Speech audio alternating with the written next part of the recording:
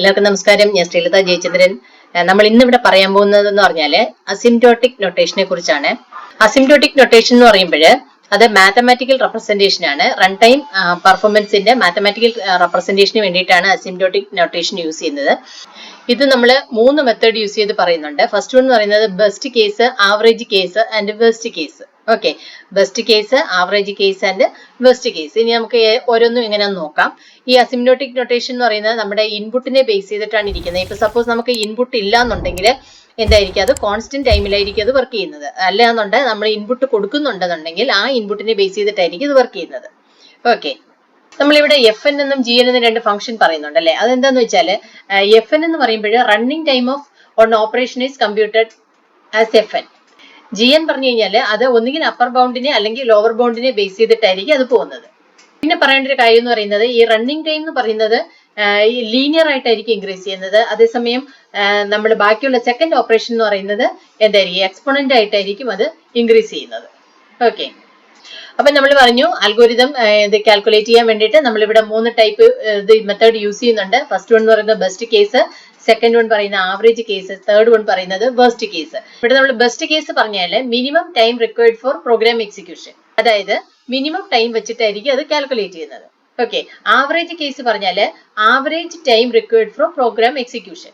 മനസ്സിലായില്ലേ? അതേസമയത്ത് worst case പറഞ്ഞാൽ maximum time required for program execution. അതായത് ബെസ്റ്റ് കേസിന്റെയും വേസ്റ്റ് കേസിന്റെയും മിഡിൽ ആയിട്ടായിരിക്കും ഈ ആവറേജ് കേസ് പറയുന്നത്. വേസ്റ്റ് കേസ് പറഞ്ഞു കഴിഞ്ഞാൽ എന്താണ്, മാക്സിമം ടൈം, അതായത് അതിൽ കൂടുതൽ നമുക്ക് ഓപ്പറേഷൻ അവിടെ നടക്കില്ല. മനസ്സിലായില്ലേ? മാക്സിമം ഏതുവരെ പോകാം അത് വെച്ചിട്ടാണ് ബെസ്റ്റ് കേസ് കാൽക്കുലേറ്റ് ചെയ്യുന്നത്. അതേസമയം ബെസ്റ്റ് കേസ് എന്ന് പറഞ്ഞാൽ മിനിമം ടൈം വെച്ചിട്ടായിരിക്കും ബെസ്റ്റ് കേസ് കാൽക്കുലേറ്റ് ചെയ്യുന്നത്. ഇതിന്റെ രണ്ടിലും മിഡിൽ ആയിട്ടായിരിക്കും എന്ത് വരുന്നത്, ആവറേജ് കേസ് വരുന്നത്. ഇത് നമുക്ക് ഡിനോട്ട് ചെയ്യാൻ വേണ്ടിയിട്ട് 3 നൊട്ടേഷൻ നമ്മൾ യൂസ് ചെയ്യുന്നുണ്ട്. ഫസ്റ്റ് വൺ പറയുന്നത് big O notation, second one പറയുന്നത് ഒമേഗ നൊട്ടേഷൻ, തേർഡ് വൺ പറയുന്നത് തീറ്റ നൊട്ടേഷൻ. ഈ 3 നൊട്ടേഷൻ വെച്ചിട്ടാണ് നമ്മൾ ഇതിന്റെ റണ്ണിങ് ടൈം കോംപ്ലക്സിറ്റി കാൽക്കുലേറ്റ് ചെയ്യുന്നത്. ഇവിടെ ഇപ്പൊ നമ്മൾ പറയുന്നത് പറഞ്ഞാൽ ബിഗ് ഒ നൊട്ടേഷൻ ആണ്. ബിഗ് ഒ നൊട്ടേഷൻ പറയുമ്പോൾ ഇത് നമ്മൾ പറഞ്ഞു എന്താണ്, അപ്പർ ബൗണ്ട് വെച്ചിട്ടാണ് ഇതിന്റെ റണ്ണിങ് ടൈം നമ്മൾ കാൽക്കുലേറ്റ് ചെയ്യുന്നത്. ഓക്കെ, അപ്പർ ബൗണ്ട് വെച്ചിട്ടാണ് കാൽക്കുലേറ്റ് ചെയ്യുന്നത്.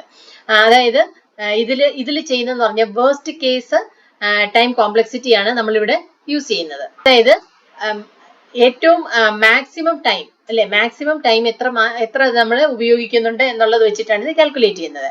ഇവിടെ നമ്മൾ ഒരു ഗ്രാഫായിട്ടാണ് റെപ്രസെന്റ് ചെയ്തിരിക്കുന്നത്, X axis and Y axis ആയിട്ട്. ഇതിലെ ഈ എക്സ് ആക്സിസ് എന്ന് പറയുമ്പോൾ അത് ഡിനോട്ട് ചെയ്യുന്നത് ഇൻപുട്ടിനെ ബേസ് ചെയ്തിട്ടും, അതേസമയത്ത് വൈ ആക്സിസ് എന്ന് പറയുന്നത് ടൈമുമായിട്ടാണ് ഇത് കൺസിഡർ ചെയ്യുന്നത്. ഓക്കെ, അപ്പൊ ഇതിൽ നമ്മൾ പറഞ്ഞു ഈ എഫ് എൻ എന്ന് പറയുന്നത് എന്താണ്, റണ്ണിങ് ടൈം ആണ്.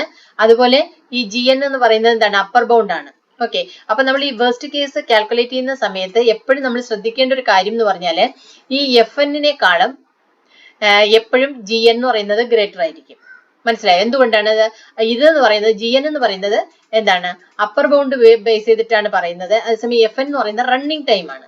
ഓക്കെ, അപ്പൊ അതുകൊണ്ട് എപ്പോഴും ഈ എഫ് എൻ എന്ന് പറയുന്നത് ജി എന്നിനേക്കാളും ലെസ് ആയിരിക്കണം. മനസ്സിലായോ? ഓക്കെ, അടുത്ത് പറയുന്നത് പറഞ്ഞാൽ ഒമേഗ നൊട്ടേഷൻ ആണ്.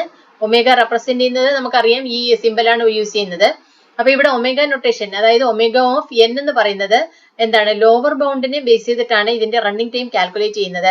ഇവിടെ നമ്മൾ യൂസ് ചെയ്യുന്ന മെത്തേഡ് എന്ന് പറയുന്നത് എന്തിലായിരിക്കും മെഷർ ചെയ്യുന്നത്, ബെസ്റ്റ് കേസ് വെച്ചിട്ടായിരിക്കും ഇതിന്റെ ടൈം കോംപ്ലക്സിറ്റി മെഷർ ചെയ്യുന്നത്. അതായത് ഇവിടെ മിനിമം എമൗണ്ട് ഓഫ് ടൈം ആണ്, ഇവിടെ നമ്മൾ മിനിമം എമൗണ്ട് ഓഫ് ടൈം വെച്ചിട്ടാണ് ഇത് കാൽക്കുലേറ്റ് ചെയ്യുന്നത്.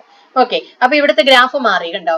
ഇവിടെ വരുമ്പോ എന്ന് പറഞ്ഞാൽ ഇവിടെ എക്സ് ആക്സിസിൽ നമ്മൾ നേരത്തെ പറഞ്ഞ പോലെ ഇൻപുട്ടും വൈ ആക്സിസിൽ പറയുന്ന ടൈമും ആണ്. ഇവിടെ വരുമ്പോൾ എന്താണ്, ഈ നമ്മുടെ ഈ ലൈൻ എന്ന് പറയുന്നത് എന്താണ്, റണ്ണിങ് ടൈമും. ഇതെന്ന് പറയുന്നത് എന്താണ്, ലോവർ ബൗണ്ടിനെ ബേസ് ചെയ്തിട്ടുള്ള ഗ്രാഫാണ് ഇവിടെ കാണിച്ചേക്കുന്നത്. മനസ്സിലായോ? അപ്പൊ ഇതിൽ ഈ കേസ് വരുന്ന സമയത്ത് എന്താണ്, എഫ് ഓഫ് എൻ എന്ന് പറയുന്നത് എപ്പോഴും എന്താണ്, ജി ഓഫ് എന്നിനേക്കാളും ഗ്രേറ്റർ ആയിരിക്കും. എഫ് ഓഫ് എൻ ഗ്രേറ്റർ ആയിരിക്കും, ജി ഓഫ് എന്നിനേക്കാളും ഗ്രേറ്റർ ആയിരിക്കും. ഓക്കെ, അതാണ് ഇതിന്റെ ഒമേഗ നൊട്ടേഷൻ വെച്ചിട്ട് നമ്മൾ ഇതിന്റെ റണ്ണിങ് ടൈം കാൽക്കുലേറ്റ് ചെയ്യുന്ന മെത്തേഡ് എന്ന് പറയുന്നത്. അടുത്ത് പറഞ്ഞാൽ തീറ്റ നൊട്ടേഷൻ ആണ്. തീറ്റ നൊട്ടേഷൻ എന്ന് പറയുമ്പോൾ ഇവിടെ നമ്മൾ ലോവർ ബൗണ്ടിന് ബേസ് ചെയ്തിട്ടും അപ്പർ ബൗണ്ട് ബേസ് ചെയ്തിട്ടും രണ്ടും കൂടെ വെച്ചിട്ടാണ് ഇതിന്റെ റണ്ണിങ് ടൈം കാൽക്കുലേറ്റ് ചെയ്യുന്നത്.